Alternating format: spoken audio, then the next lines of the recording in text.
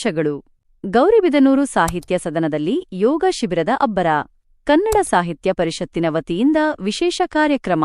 ದೇಹ ಮತ್ತು ಮನಸ್ಸಿನ ಶುದ್ಧೀಕರಣಕ್ಕೆ ಯೋಗವೇ ಮದ್ದು ಎಂದ ಜನಾರ್ದನಮೂರ್ತಿ.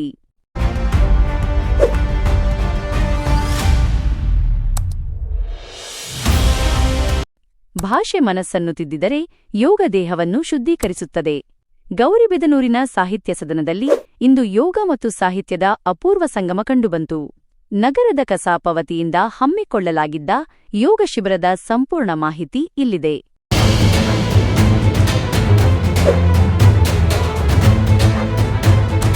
ಗೌರಿಬಿದನೂರು ನಗರದ ಸಾಹಿತ್ಯ ಸದನ ಇಂದು ಕಿಕ್ಕಿರಿದು ತುಂಬಿತ್ತು. ಅದಕ್ಕೆ ಕಾರಣವಾಗಿದ್ದು ಗೌರಿಬಿದನೂರು ಕನ್ನಡ ಸಾಹಿತ್ಯ ಪರಿಷತ್ತಿನ ವತಿಯಿಂದ ಆಯೋಜಿಸಲಾಗಿದ್ದ ವಿಶೇಷ ಯೋಗ ಶಿಬಿರ. ತಾಲೂಕು ಕಸಾಪ ಅಧ್ಯಕ್ಷರಾದ ಜನಾರ್ದನಮೂರ್ತಿ ಅವರ ನೇತೃತ್ವದಲ್ಲಿ ನಡೆದ ಈ ಕಾರ್ಯಕ್ರಮದಲ್ಲಿ ನೂರಾರು ಯೋಗಾಸಕ್ತರು ಭಾಗವಹಿಸಿ ಆರೋಗ್ಯದ ಪಾಠ ಕಲಿತರು. ಶಿಬಿರವನ್ನು ಉದ್ಘಾಟಿಸಿ ಮಾತನಾಡಿದ ಜನಾರ್ದನಮೂರ್ತಿಯವರು ಭಾಷೆ ಮತ್ತು ಆರೋಗ್ಯದ ನಡುವಿನ ಸಂಬಂಧವನ್ನು ಮಾರ್ಮಿಕವಾಗಿ ವಿವರಿಸಿದರು. ಕನ್ನಡ ಭಾಷೆ ನಮ್ಮ ಮನಸ್ಸನ್ನು ಶುದ್ಧಗೊಳಿಸಿದರೆ ಯೋಗ ನಮ್ಮ ದೇಹವನ್ನೇ ಶುದ್ಧಗೊಳಿಸುತ್ತದೆ. ಇಂದಿನ ಒತ್ತಡದ ಜೀವನದಲ್ಲಿ ಪ್ರತಿಯೊಬ್ಬರೂ ಯೋಗ ಮಾಡುವುದು ಅತ್ಯವಶ್ಯಕ. ಆರೋಗ್ಯವಂತ ಸಮಾಜ ನಿರ್ಮಾಣಕ್ಕೆ ಇದು ಮೊದಲ ಹೆಜ್ಜೆ. Video scene. ಪುಟ್ಟ ಮಕ್ಕಳು ಮತ್ತು ಶಿಕ್ಷಕರು. ಕಾರ್ಯಕ್ರಮದ ವಿಶೇಷತೆಯೆಂದರೆ ನೂರಾರು ಸಂಖ್ಯೆಯಲ್ಲಿ ಆಗಮಿಸಿದ್ದ ಯೋಗಪುಟ್ಟುಗಳು. ಪುಟಾಣಿ ಮಕ್ಕಳ ಯೋಗ ಪ್ರದರ್ಶನ ಎಲ್ಲರ ಗಮನ ಸೆಳೆಯಿತು. ಅನುಭವಿ ಯೋಗ ಶಿಕ್ಷಕರು ವಿವಿಧ ಆಸನಗಳ ಬಗ್ಗೆ ಮತ್ತು ಅವುಗಳ ಪ್ರಯೋಜನಗಳ ಬಗ್ಗೆ ಸವಿಸ್ತಾರವಾಗಿ ಪ್ರಾತ್ಯಕ್ಷಿಕೆ ನೀಡಿದರು. ಕನ್ಕ್ಲೂಷನ್. ಮುಕ್ತಾಯ. ಒಟ್ಟಿನಲ್ಲಿ ಸಾಹಿತ್ಯದ ಮನೆಯಾದ ಸಾಹಿತ್ಯ ಸದನ ಇಂದು ಯೋಗಶಾಲೆಯಾಗಿ ಮಾರ್ಪಟ್ಟಿತು. ಆಯೋಜನೆ ಮಾಡಬೇಕು ಅಂತ ನಮಗೆ ಸೂರ್ಯಪ್ರಕಾಶ್ ಅಣ್ಣನವರು ಹೇಳಿದರು. ಸಾಹಿತ್ಯ ಸದನದಲ್ಲಿ ಒಂದು ಶಿಬಿರವನ್ನು ಆಯೋಜನೆ ಮಾಡಬೇಕು ಅಂತ. ನನಗೆ ಧರ್ಮಸಂಕಟದಲ್ಲಿ ಸಿಕ್ಕಿಕೊಂಡೆ.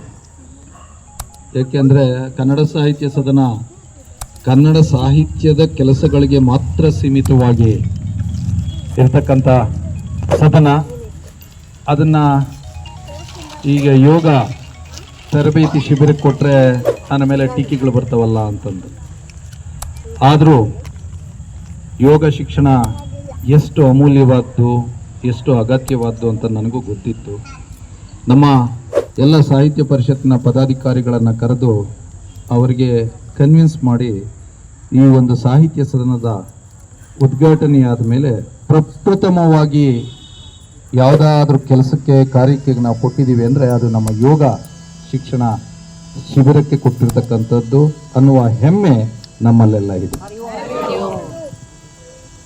ಕನ್ನಡ ಸಾಹಿತ್ಯ ಹೃದಯವನ್ನು ಶುದ್ಧ ಮಾಡಿದ್ರೆ, ಜ್ಞಾನವನ್ನು ಶುದ್ಧ ಮಾಡಿದ್ರೆ ಯೋಗ ದೇಹವನ್ನು ಶುದ್ಧ ಮಾಡುತ್ತೆ ಅಂತ ನಾನು ಅಂದ್ಕೊಂಡಿದ್ದೀನಿ.